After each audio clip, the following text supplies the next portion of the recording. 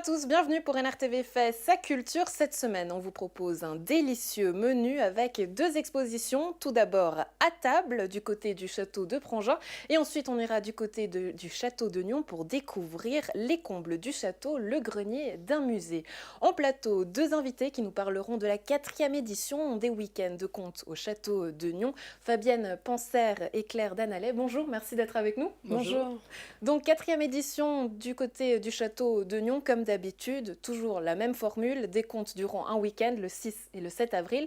Mais cette année, Fabienne, tu nous mets au régime, salade de contes. Évidemment. On a décidé de partir sur la nourriture. Comme chaque année, on a des contes, on a des thèmes différents. Et cette année, on va grignoter, manger, se baffrer, enfin de plein d'histoires. De toutes sortes.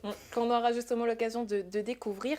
Un festival donc de contes en collaboration avec la compagnie Courte Paille dont tu fais partie, la bibliothèque de Nyon, mais aussi un passage du côté du château de Prangin. Qu'est-ce que vous allez y faire? Surtout toi, je crois, Claire, vu que tu y seras. On sera à Prangin pour l'occasion d'un vernissage justement et ce sera l'occasion pour aussi montrer nos contes là-bas et pouvoir raconter des histoires, voilà. Ça va être sympa. Ouais. Pourquoi être allée là-bas justement du côté du château de Prangin, Fabienne? Le château de Nyon devient trop petit, tu as toujours pas trouvé ton prince. C'est quoi l'histoire? Le prince, ça sera pour plus tard. Non, en fait, l'idée c'est qu'on s'est rendu compte qu'on avait un thème commun qui était la nourriture à table à Prangin et nous, salade de contes au château de Nyon. Et on s'est dit, pourquoi pas se mettre ensemble pour faire un événement. Donc les jeunes, des jeunes conteurs vont aller raconter des histoires à Prangin. Et l'équipe de Prangin vont venir nous faire déguster des petites choses qu'ils ont dans leur jardin à Nyon. Voilà, Fabienne vous a carrément introduit le sujet. C'est la nouvelle exposition du côté du château de Prangin, à table que mange la Suisse. La commissaire de l'exposition vous fait une petite mise en bouche avant le vernissage ce samedi 6 avril.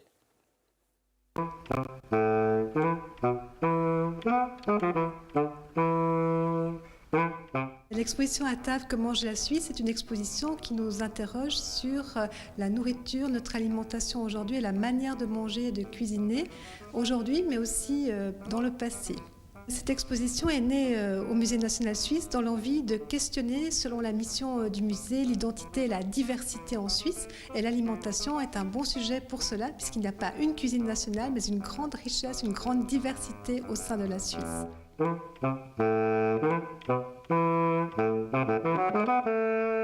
Il y a une section vraiment créée autour des hommes et des poissons du lac en collaboration avec la Maison de la Rivière pour justement réfléchir à la situation actuelle sur la pêche et sur les espèces dans le lac Léman aussi et s'il y a de nouvelles espèces que nous pourrions consommer plutôt que les espèces habituelles dans nos assiettes, justement pour éviter d'épuiser les ressources vivantes.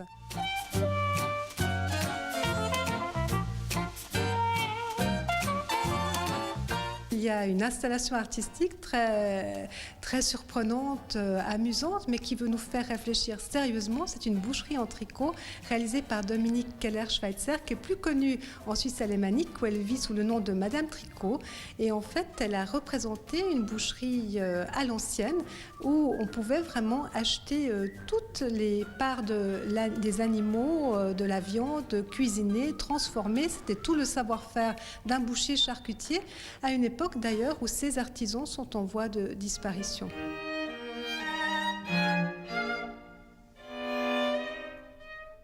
Nous avons dans l'exposition de la porcelaine de Zurich qui date de la fin du XVIIIe siècle. C'est le moment où en Suisse est créée une fabrique de porcelaine dans cette envie justement d'avoir un artisanat de qualité élevé, aussi avec l'idée de former des gens au travail de la porcelaine. Donc là, c'est des pièces très colorées, richement décorées et dont on a toujours envie quand on veut dresser une table, mais autrefois donc le plaisir de la nourriture est un plaisir de recevoir, d'accueillir. On marque le rang aussi. Si on a de la vaisselle fabriquée à Zurich, voilà, c'est un certain prix à l'époque. Mais donc il y a tout un art de la table et un plaisir de la table.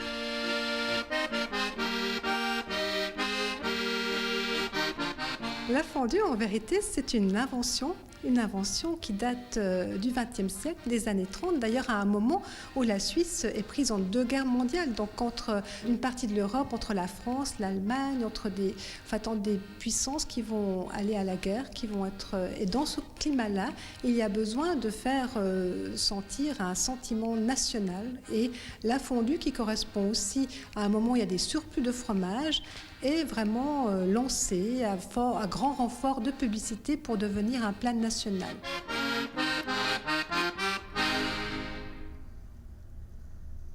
Voilà, de quoi nous mettre l'eau à la bouche. Et donc le vernissage le 6 avril et donc Salade de Conte qui passera par là. L'objectif, c'est quoi? C'est finalement investir les lieux et puis jouer avec les décors, Fabienne? Oui, le château de Nyon se prête parfaitement au conte. Ça permet au public, on s'est rendu compte qu'il y a beaucoup de gens qui ne sont jamais venus au château de Nyon et ils peuvent le découvrir de fond en comble et avec des histoires qui leur sont racontées, et ça c'est absolument extraordinaire. Vraiment. Du coup, pour toi, Claire, c'est la première fois que tu participes à ce festival, mais ça fait un moment que tu suis le travail de Fabienne, puisque tu fais partie de son équipe de comédiens. Qu'est-ce qui t'a donné envie de participer à ce festival? Déjà, j'avais des amis qui participaient au festival et ils m'ont vraiment vanté les mérites. Ils m'ont dit que c'était vraiment génial. Et puis, je sais pas, c'est aussi différent du théâtre de raconter des contes et tout ça. Et c'est vraiment quelque chose qui m'intéressait beaucoup. Et je suis vraiment pas déçue parce que ça va être super, vraiment. Ouais. Super, en tout cas, on a des images pour vous prouver que c'est toujours une folle ambiance. L'année dernière, plus de 1500 personnes étaient venues durant le festival. Qu'est-ce qui fait le succès, à ton avis, Fabienne? Je pense que les gens, ils ont envie de rêver, autant les petits que les grands. Donc ça a été tout de suite un rendez-vous incroyable. Depuis la première année, on était tout à fait surpris. Et il y avait vraiment ce besoin d'être ensemble. C'est simple, c'est convivial. On est à l'intérieur, mais on est un petit peu quand même dehors dans la cour. Donc je crois que les gens, ils ont besoin de ça, ils aiment ça. Claire nous expliquait qu'il y avait une différence entre le théâtre et les contes. Donc là, on rentre un peu dans les aspects techniques et culturels, mais quelle est la différence? Le conte, il raconte notre histoire, l'histoire de l'humanité, avec des images, avec des allégories, très simplement et de façon très vivante et sans artifice par rapport au théâtre. Donc un conteur, il est simple et avec le public, en direct. Donc pas d'artifice, c'est la propre personne au contact du public. C'est ça. Claire, comment tu t'y es préparée justement pour ce week-end? On a fait des répétitions toutes les semaines, une fois par semaine à peu près, avec Fabienne dans son atelier, avec l'équipe de conteurs. Et c'est vrai qu'au début, moi j'étais un peu inquiète parce que justement j'ai trouvé que c'était vachement différent du théâtre. Mais après, on arrive à prendre ses marques et je trouve qu'il y a aussi quelque chose de... justement, ce contact direct avec le public, on le prend à part, on est vraiment en relation directe. Je trouve que c'est hyper intéressant. Qu'il n'y a pas, enfin au théâtre aussi, mais vraiment c'est plus rapproché, je trouve, comme contact. Pourquoi c'est important pour toi et qu'est-ce qui te plaît dans le fait de finalement te confronter au public? Disons qu'au théâtre, on ne sait pas des fois si le public il aime. Quand il rigole, on sait, on dit il est content, il s'ennuie pas et tout. Mais là, moi j'ai l'impression qu'on a plus le droit de regarder dans les yeux aussi quand on fait des contes. Et puis on a ce contact. Et puis je trouve que c'est intéressant, quoi, parce que si on a juste la lumière dans les yeux et qu'on ne voit pas le public, c'est bien aussi. Non, c'est très très bien. Non, c'est génial. C'est exactement, voilà, c'est ça. Fabienne, c'est quoi l'objectif? On sait que la région est riche en culture, beaucoup de jeunes s'investissent. C'est quoi? C'est montrer qu'il y a du potentiel ici dans la région? Oui, absolument. Et de se dire qu'on se retrouve ensemble et on se souvient des histoires qu'on a vécues et je mets un point d'honneur à montrer que des jeunes sont aussi intéressés par les contes, parce qu'on a cette image de contes où c'est des vieilles conteuses avec des cheveux longs et gris qui sont à côté de la cheminée et qui racontent des histoires à des petits-enfants, mais c'est pas vrai. Le conte, c'est vivant, c'est nous, c'est maintenant, et c'est absolument extraordinaire de voir ces jeunes qui défendent ces histoires à d'autres jeunes, à des petits et à des adultes. On voit d'ailleurs, hein, du côté de ton équipe, plusieurs jeunes sont là depuis le début de ce festival. Je crois qu'aujourd'hui, ils doivent carrément se passer la main pour réussir à combler tous les endroits et pour qu'il y ait de la place finalement pour tout le monde. Tout le monde va être là. C'est un petit peu difficile, effectivement, parce que ça intéresse et puis une porte s'est ouverte. Ouais. Ce lieu finalement du château, tu nous en parlais avant parce que c'est un lieu assez magique. On voit, c'est finalement le lieu propice pour conter. C'est des écrins très différents selon les étages et c'est absolument extraordinaire, d'autant plus que les artistes qui viennent s'approprient chacun le lieu dans lequel ils sont. Là, on voit justement voilà, des jeunes qui sont là en train de conter. Ça, c'est votre équipe. Oui, ça, c'est notre équipe de l'année dernière. Comment vous faites justement pour choisir vos contes, Claire? Est-ce que tu as pu choisir? Comment ça s'est passé, ce choix? Pour choisir les contes? Ouais. Non, c'est Fabienne qui les a choisis, mais on a vraiment, il y a un travail d'équipe. On a par exemple décidé du nom de notre groupe de conteurs. On a décidé de beaucoup de choses. Fabienne a décidé les contes, elle a choisi les contes, et nous on a essayé de construire un peu tisser autour des liaisons qu'on pouvait faire entre les contes et ce qui pourrait les unir en fait. Ouais. J'imagine qu'un conte doit parler à la personne qui le récite avant tout. Donc Fabienne, comment tu choisissais? Tu connais finalement très bien le caractère de ces jeunes, c'est un peu comme tes enfants. Donc comment tu fais? Ça doit s'adapter à la personne ou comment? Alors, comment tu choisis? Contrairement à un travail de conteur qui choisit ses contes, effectivement, je leur ai proposé différents contes par rapport au sujet qu'on a choisi. Ils ont trouvé un très bon titre. C'est eux qui ont choisi le C'est lequel alors? Qu'on le sache. Parce que alors... là, vous ne nous faites pas suivre comme ça, on a envie de savoir. On a c'est chili conte carné. Ah, en fait, voilà, et puis exactement, ça sera pimenté. Alors, ils m'ont pas facilité la chose pour trouver les contes. Ouais. Et puis ensuite, ce qui est intéressant, c'est que finalement, on a des contes qui leur sont un petit peu imposés, et ils sont glissés à l'intérieur pour parler avec leur cœur de ces histoires relativement classiques, parce que c'est intéressant que des jeunes... J'aime beaucoup entendre les jeunes parler des contes classiques. On ne va pas vous révéler lesquels on a choisi. Quelques éléments de suspense, vous l'aurez compris. Le but, c'est aussi finalement d'investir le château de fond en comble. Il y a un étage auquel vous n'avez pas encore eu accès, je crois, Fabienne, c'est les combles. C'est ça, absolument. Et je pense que chaque année, on essaye d'inventer une nouvelle chose, et je pense que l'année prochaine, on va investir les combles du château. Ouais. Parce que des choses mystérieuses s'y passent, notamment la nouvelle exposition. Je crois que tu l'as vue, Fabienne. Claire, je ne sais pas si toi tu y es passée. J'ai pas encore surprise, d'accord, voilà. Ouais. Et Fabienne, donc qu'est-ce que tu as pensé de cette nouvelle exposition? Mais tellement magique. Mais c'était extraordinaire. Je suis retombée en enfance. Comme dans le grenier de ma grand-mère quand j'allais jouer. C'est exactement la même chose. Ils ont fait un travail fantastique, je trouve. Retourner en enfance, je crois, et c'est finalement le sentiment qu'a eu Vincent Libert, conservateur du château, qui a mis en place cette exposition. Regardez, on revient juste après.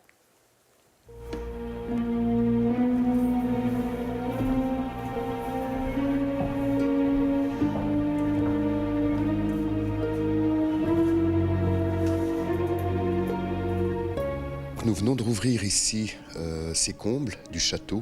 Ils étaient déjà ouverts au public précédemment, mais là nous avons repris à la fois toute la présentation et notamment l'éclairage. Et nous avons ajouté quelques bruitages également, comme il se doit dans un galetas.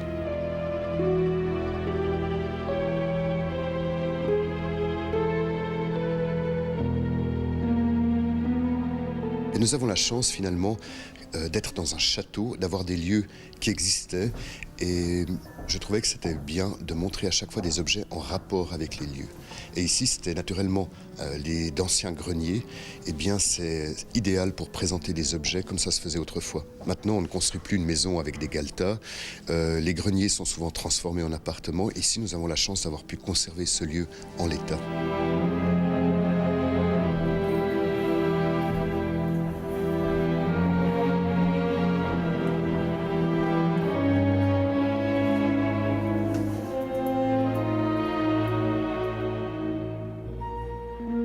Il y a plein d'objets ici qu'il serait difficile de présenter dans le reste du château. Ils sont isolés et le discours n'irait peut-être pas. Tandis que là, eh bien, on peut les mettre côte à côte, comme dans un galetas. Ce sont des objets qui sont dignes d'intérêt, qui sont dignes d'être conservés pour l'histoire de Nyon, de la région, ou qui font simplement partie des collections du musée. Il y a des enseignes qui existaient autrefois, des enseignes d'auberge, la Croix-Blanche par exemple, qui a été remplacée depuis par l'hôtel Beau Rivage. Nous avons une plaque, c'est rue du Château. Il n'y a plus de rue du Château puisque maintenant c'est la place du Château. Mais jusqu'après-guerre, il y avait au milieu un îlot qui était le théâtre de Nyon. Une enseigne d'auberge en forme d'ange. Le café de l'Ange, l'hôtel de l'Ange existe toujours. Et cette enseigne a été faite en 1797 pour l'arrivée de Bonaparte à Nyon. Finalement, Vincent Libert était comme un petit enfant qui allait dans le grenier de ses grands-parents à la recherche d'objets mystérieux. Ce fut le cas. Ce fut le cas. J'ai beaucoup aimé cela. C'est clair que c'était une manière ici de reconstituer un Galetas. L'éclairage est bien sûr ces bustes de marbre qui les rend plus froids et plus mystérieux. Il y a des mannequins qui sont placés dans des cartons là tout au bout. Il y a 2-3 bruitages qui arrivent. C'est vrai qu'il peut y avoir un côté un peu inquiétant. Le noir fait peur.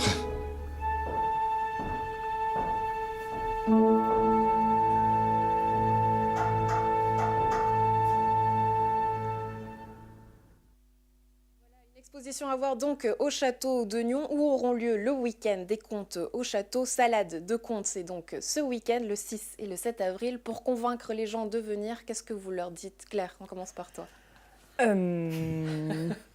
Allez, c'est ta première, je te laisse peut-être réfléchir. On va donner l'habitude à Fabienne, comme ça tu as le temps. Eh bien, ce que j'aimerais dire, c'est qu'on a un slogan. Ouais. Pour votre santé, mangez 5. Écoutez 5 fruits et légumes, 5 contes et légendes pendant le festival. Je crois que Vincent Libert ne sera pas très content, mais Effectivement, voilà. Il y en aura pour tous les goûts. Il y en aura pour tous les goûts, pour les adultes, ouais. Pour les enfants. Ouais. Claire, allez, encore un petit mot pour le dessert. On a l'habitude de se régaler avec de la vraie nourriture, mais on vous propose de venir vous régaler pour écouter des histoires et tout ça. Et puis je pense que c'est aussi une façon de pouvoir se régaler les oreilles, je pense. Voilà, qui est joliment dit. Merci d'avoir été avec nous. Bon festival à vous. Et puis à la maison, donc, les dates à ne pas manquer avec notre agenda en compagnie d'Isaac Rodriguez. Gratuit et ouvert à tous, les after-work au foyer du théâtre de Grandchamp reviennent samedi 6 avril pour la soirée inaugurale à Gland du festival Vision du réel. Au programme, jazz, chansons et variétés avec le duo Music Lovers, 2 musiciens passionnés d'origine italo-américaine qui vous baladeront dans un répertoire musical focalisé sur les belles mélodies. Du côté de Nyon, le musée du Léman propose des soirées d'enquête inédites. Objectif, vous entraîner dans les profondeurs du lac à la recherche de voyageurs disparus. Réservation en solo ou en groupe pour une durée d'1h30. Prochaine date, le vendredi 26 avril, les 24 et 25 mai et enfin les 21 et 26 juin. Le Track, troupe théâtrale de Genelier, vous emmène à Hollywood avec Very Bad Track. Un spectacle coloré emmené par une équipe de plus d'une trentaine de techniciens, décorateurs, musiciens, danseurs, chanteurs et comédiens. Dans une ambiance café-théâtre, l'occasion de rire et vous détendre. Ouverture des portes dès 19h et ce pour plusieurs dates, les 5, 6, 12, 13, 26 et 27 avril. Enfin, joyeux anniversaire! Vision du réel fête son demi-siècle d'existence du 5 au 13 avril. Pour sa 50e édition, le festival propose Werner Herzog comme invité d'honneur.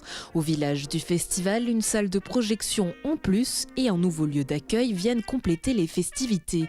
Du côté de la programmation, un jubilé tourné vers la mémoire et l'avenir, sous le signe de la liberté et bien sûr une traditionnelle compétition de films à découvrir tout au long de la manifestation.